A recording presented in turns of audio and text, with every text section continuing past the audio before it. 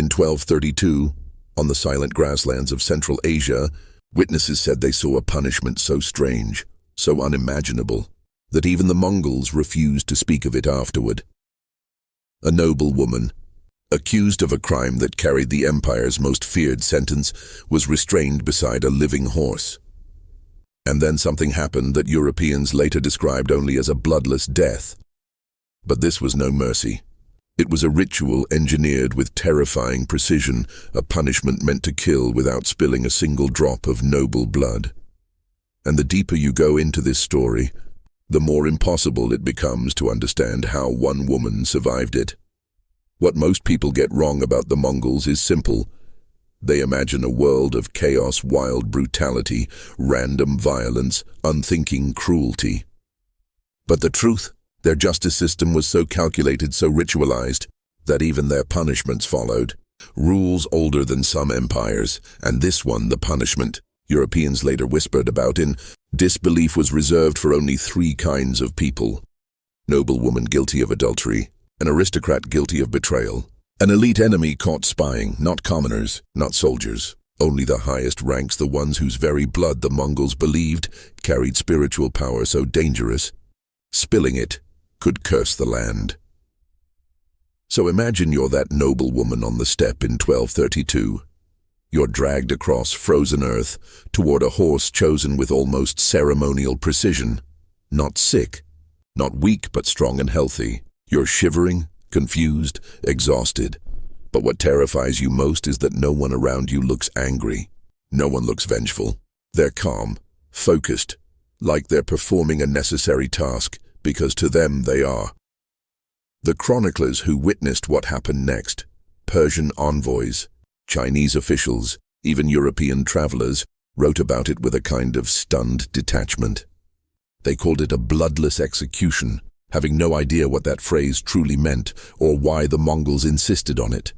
They didn't understand that this punishment wasn't improvised. It wasn't emotional. It wasn't even personal. It was ritual, and it relied on a living horse for a reason that still shocks forensic experts today.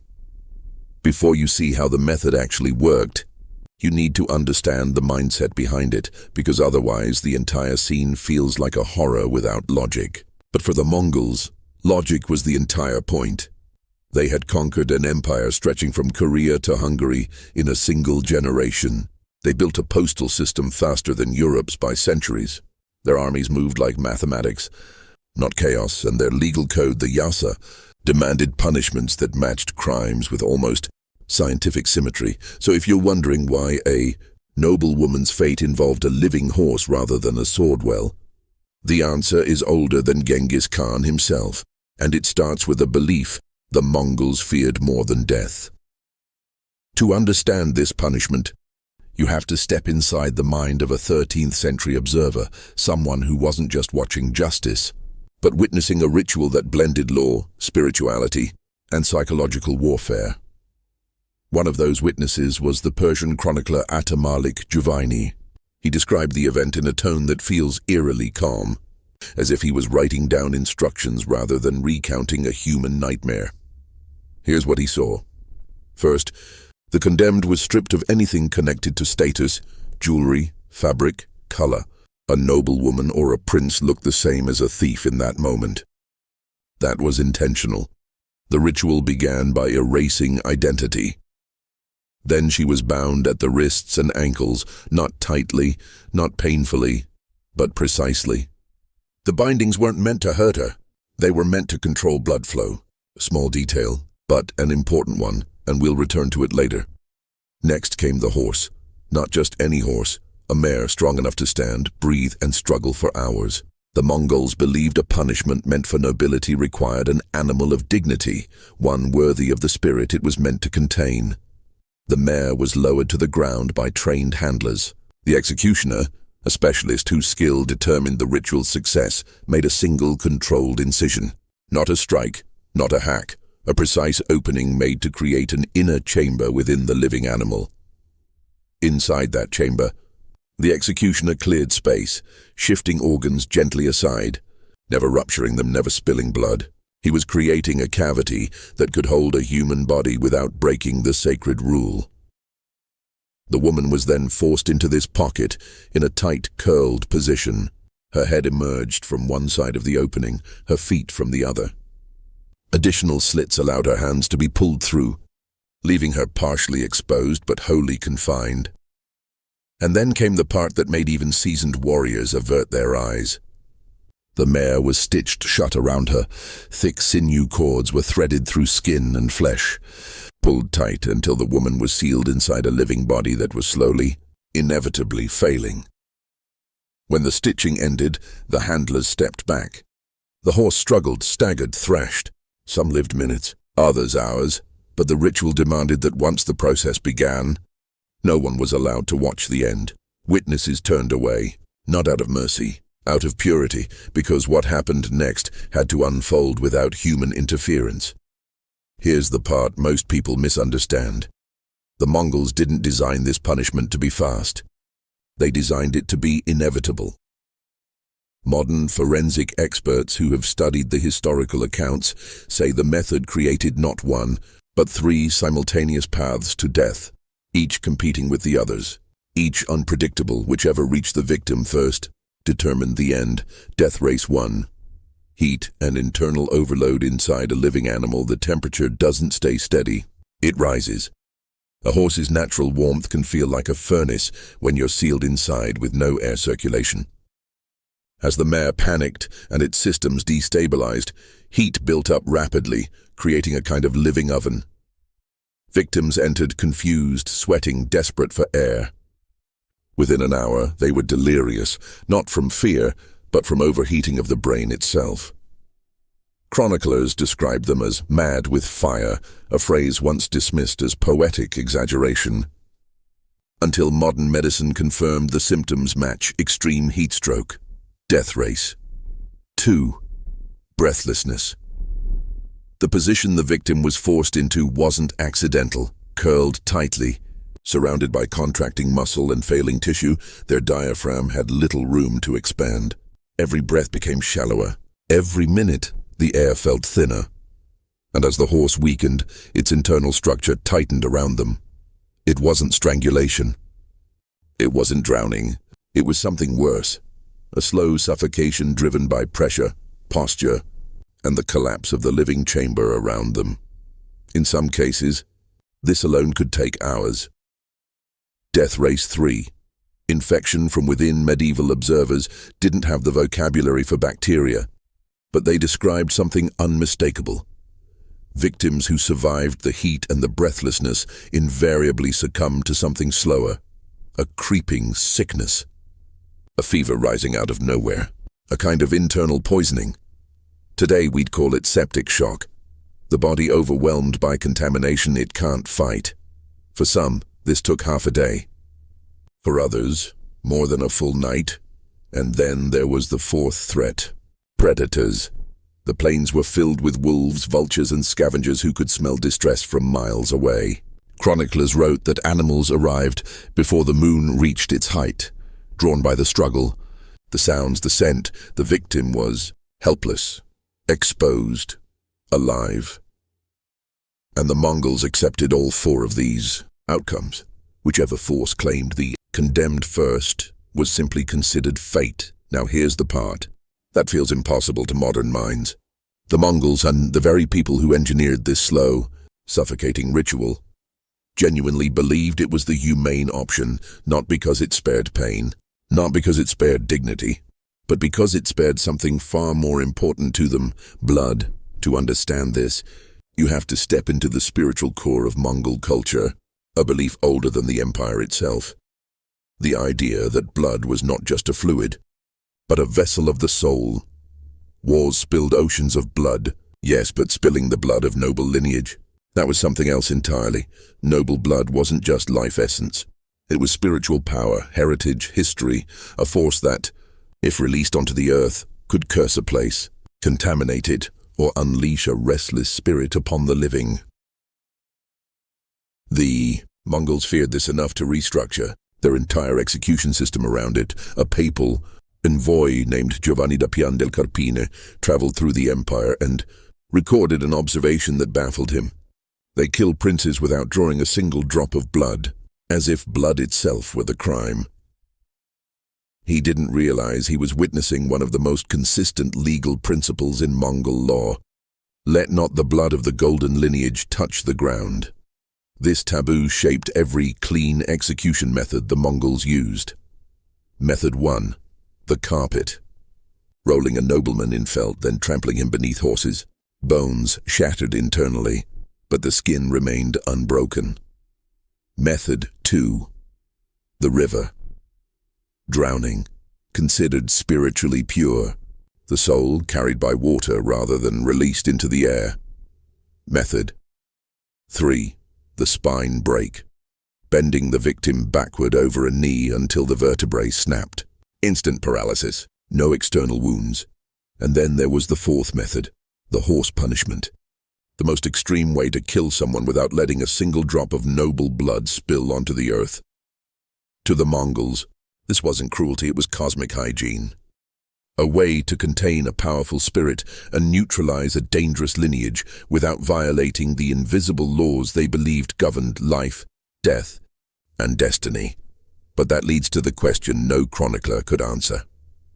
What happens when someone survives a punishment that is supposed to be unstoppable? Because under Kubla Khan's rule, it happened. Most punishments in history have survivors, someone who slipped out, fought back, cheated death. But not this one.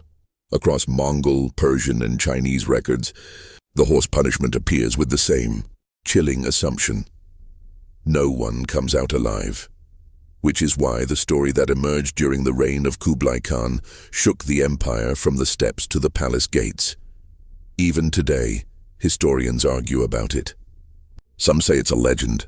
Others say the details are too consistent across cultures to ignore. Here's the version that appears again and again, a noblewoman, her real name lost to time. Though some sources call her Nareen, was accused of adultery with a Chinese official. Under the Yasa, that crime for a woman of rank triggered the most severe bloodless punishment the Mongols had. The ritual began normally. She was bound, prepared, sealed inside the living mare, and left on the open steppe, just like countless condemned nobles before her. But that night, something went wrong. The mare died. Too quickly, not from the ritual, from shock. Modern veterinarians say horses can die from extreme stress in minutes, heart racing past its limits, body shutting down before blood loss or injury even matter. And when that happened, the entire fate of the ritual changed. The heat inside the mare dropped rapidly. The suffocating pressure eased. Cold air seeped in from the steppe, and for the first time in recorded history, the victim inside didn't slip into unconsciousness. She revived, barely, confused, delirious, but alive. What she did next is the reason her name, whatever it truly was, became a whisper in Mongol courts for decades. She used her teeth. The sinew cords that sealed the mare were tough but not unbreakable. They were organic, wearable. She gnawed them, frayed them, worked them loose one fiber at a time. It took her hours. Some accounts say nearly an entire night. Her lips tore, her jaw locked. Several teeth cracked, but she kept going, and when the final thread snapped, she crawled out into freezing air and collapsed in the grass. 2 days later, wandering herders found her alive, barely conscious, fevered, but breathing. And when word reached Kubla Khan, a spiritual and political crisis exploded, because if the empire's most sacred, divinely inspired punishment failed, what did that mean? When news reached Kubla Khan, it didn't come as a formal report. It arrived as a whisper, a rumor so impossible that officials hesitated to repeat it. A woman survived the mare punishment. At first, the court dismissed it as nonsense, a misunderstanding, a drunken shepherd's tale.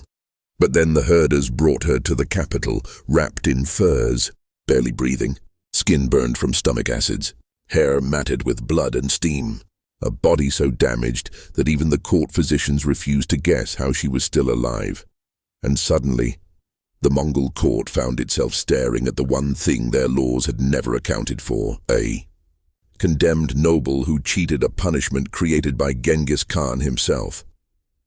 This wasn't just a legal loophole, it was a spiritual crisis, because the punishment wasn't designed simply to kill.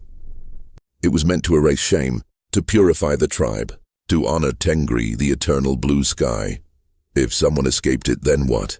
Did Tengri reject the verdict? Did the ancestors send her back? Or did the court carry out the ritual wrong and risk divine punishment themselves? The palace broke into factions overnight. One side, the clergy and the old guard, argued she must be executed again. They said surviving the ritual meant the spirits refused her death, and therefore she needed a second, proper cleansing. The other side, led by Kublai's most trusted Chinese advisors, argued the opposite.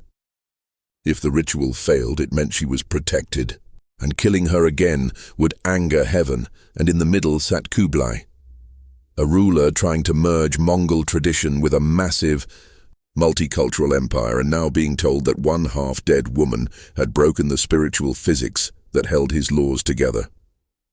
For 2 weeks, officials debated her fate. She wasn't imprisoned, she was quarantined, as if she were radioactive, as if touching her might bring divine judgment. And then, in a private council that survives only through diary fragments, Kublai made his decision. A decision that would rewrite Mongol law for the first time in a generation. Kubla Khan met with his council behind closed doors. No scribes, no attendants, only a handful of men who would shape the fate of an empire. The question was simple, but the implications were terrifying. What do you do with someone who survives an execution designed to be inescapable by divine law? Some members wanted the easiest path, kill her quickly and erase the problem. Others insisted she must never be touched again, because any further harm might anger heaven. But Kublai didn't see a woman. He saw a flaw in the machine of empire, a hole in a law written by his grandfather. And Kublai Khan feared only one thing: chaos. Because if one noblewoman survived, others might claim survivorship too. Some honestly, some fraudulently, some politically. And then the entire authority of the Yasa, the sacred backbone of Mongol rule, would collapse. So, after 2 weeks of silence, Kublai emerged with a ruling no one expected. He declared, "She is not guilty, not innocent. She is returned." Returned, a word that meant neither alive by human hand nor spared by human mercy. It meant Tengri had sent her back, and therefore no mortal court could judge her again. She was released. Not pardoned. Not honored, just untouchable. She vanished into a monastery near the Yellow River, where records say she lived for almost 7 more years. Silent, disfigured, a living ghost of a failed ritual. But Kublai wasn't finished. In the months following her release, he gathered legal scholars and shamans and rewrote the law surrounding the mare punishment. The new rule was brutally simple. If the horse dies before the ritual is complete, the execution is invalid. The condemned is not to be retried. The case is closed forever, a built-in safeguard, a political pressure valve, a way to protect the empire from the chaos of another survivor. And just like that, one woman, nameless in most records, faceless in all, forced the most feared legal system in Asia to rewrite itself. All because she refused to die inside a creature meant to erase her. After Kublai's revision, the mare punishment didn't disappear overnight. It lingered quietly, uneasily in the shadows of Mongol law. But something fundamental had changed. The ritual was no longer considered infallible, no longer divinely sealed, no longer perfect, and the moment a punishment loses its aura of divine certainty, it begins to die. Within a generation, officials used it less and less. Within 2 centuries, Chinese and Persian scribes were recording it as a rare, ancient practice. By the 1500s, European travelers wrote about it only as rumor, a bizarre story told by old horsemen around campfires, and by the 1700s it vanished completely. Textbooks declared it a myth, folklore, a grotesque misunderstanding. Historians said no empire could create such a punishment. Veterinarians said no horse would survive it long enough. Skeptics said no human could fit inside a mare's body cavity while conscious. For 300 years, the punishment was treated like a ghost story until 1937 on. The edge of the Orkhon Valley, the birthplace, of the Mongol Empire. Soviet archaeologists uncovered a burial mound they couldn't explain. Inside were two bodies. The first was a woman, aged between 25 and 35. Her ribs were crushed inward. Her skin showed chemical burns from stomach acid, and her hands, teeth, and jaw were fractured in ways consistent with forced biting. The second body, a mare, her torso had been opened, her organs removed in a pattern identical to the Persian descriptions of the ritual. And around her ribcage, archaeologists found remnants of braided sinew cords. Forensic reports tried to label it ritualistic burial, but the anatomical evidence, the positioning, the burn patterns, they matched the accounts perfectly. The punishment wasn't myth. It wasn't exaggeration. It wasn't symbolic. It was real, a real machine, a real procedure, a real method of execution that entire empires spent centuries trying to bury literally and politically. And the strangest part? The woman in that grave, she didn't survive. Which means the legend of the noblewoman who escaped was not only possible, it may have happened more than once.